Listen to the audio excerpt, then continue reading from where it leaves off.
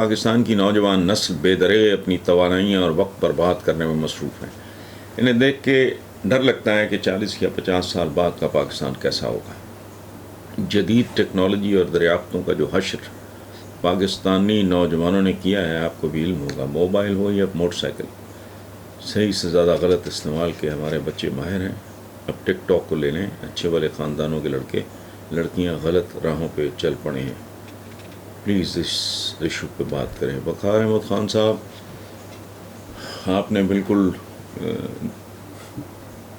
نبض میں ہاتھ رکھا ہے، 100% درست بات کی ہے. اور یہ ایسی بات ہے جس پہ توجہ کوئی دے نہ دے، لیکن اگر جیسے آپ نے توجہ دلائی ہے بات کریں گے تو شاید کوئی پاگل ہی ہے جو آپ سے اختلاف کرے. 100% درست ہے. اور میں ایک بات اور عرض کروں، انفارچونیٹلی اللہ کرے میں غلط ثابت ہوں، مجھے سنبھلتا نظر نہیں آ رہا.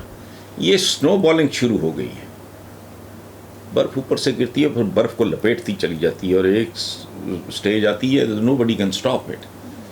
اب یہ ساؤنڈ بیریئر توڑ گئی ہے، یہ آوارگی، یہ بدچلنی، بے راہ روی، بوتھے اٹھا کے یہاں کا میں کیا کہوں، وہ ویسٹ کو بے راہ روی کا شکار، اور بے راہ روی کا شکار تم ہو. وہ معاشرت و مریخ پہ پہنچ گئے رستہ بھول کے.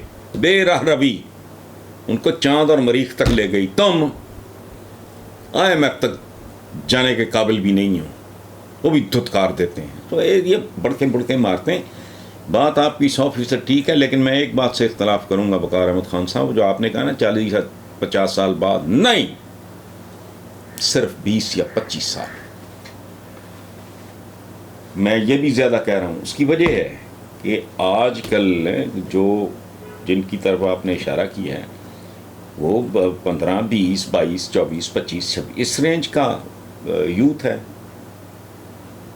وہ تو 20 سال کے بعد، 10 سال کے بعد، 10 سال کے بعد تو عملی زندگی میں کہیں نہ کہیں وہ چونچے مار رہے ہوں گے، ڈس رہے ہوں گے، کہیں کچھ بھی نہیں، شارٹ کٹس کی تلاش میں. 100% بڑھتی ہوئی آبادی میں ماتم کر کر کے تھک گیا. ایسے بے حس بے غیرت ہیں، سوچنے پہ تیار نہیں کہ یہ آدمی جو کہہ رہا ہے اس پہ ذرا غور ہی کر لو، بات ہی کر کے دیکھ لو، آخر پہ ریجیکٹ کر دو کہ یہ بکواس کر رہا ہے.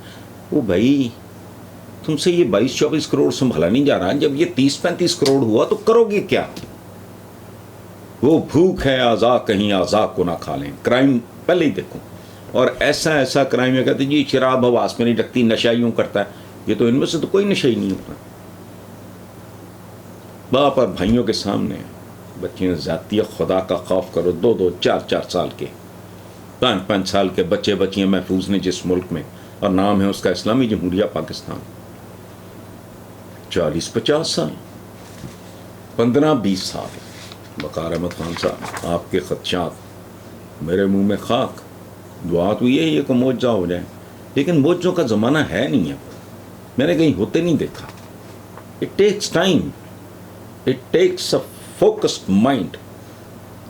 ترجیحات کی تمیز ہوئی تو کچھ بھی نہیں. یہ تو گداگر ہیں، یہ تو اگلے وقت کی روٹی ان کا مسئلہ ہے. ملک کی تنخواہیں فلانا، بیسکس، لانگ ٹرم پلاننگ، سوچنا سمجھنا، ہوش اور حواس، اور ایک ویژن، اور ایک صدی بعد کیا ہوگا، ہم 50 سال بعد کہاں ہوں گے، 100 سال بعد ہمارا سٹیٹس کیا ہوگا، ہماری سٹینڈنگ کیسی. ویژن نے جو لوٹ کے کھا گئے اور لوگوں کو نہیں سمجھ، بول رہے ہیں. اس شروعات اس خاکسار نے کی. میں ہوائی بات نہیں کر رہا، خبریں کہ 30 سال کے پرانے کالم پڑھیں. پھر یہ ٹیکہ لگا پی ٹی آئی کو، عمران نے پھر اس کو پولیٹیکل فرنٹ پہ اٹھایا. اب یہ سمجھ آ گئی لوگوں کو کرپٹ کیسے لوٹا گیا، اس کا لوگوں کو وہم و گمان بھی نہیں ہے. بہرحال جی، لاسٹ سوال ہے انیس الرحمان سرگودا سے. وہ کہتے ہیں جی آصف زرداری صاحب فرماتے ہیں کہ موجودہ حکومت کے اتحادی یعنی وہ خود، شہباز اور مولانا فضل الرحمان پاکستان کو خود کفیل بنا کر رہیں گے. کیا آپ کو ایسا ممکن نظر آتا ہے جاوید خان صاحب اور انیس الرحمان صاحب؟ میں تھوڑا بیوقوف ضرور ہوں، پاگل بالکل نہیں ہوں، میں قسماً کہتا ہوں. وہ ایک شعر ہے، میر کیا سادہ ہیں بیمار ہوئے جس کے سبب، اسی عطار کے لونڈے سے دبا لیتے ہیں.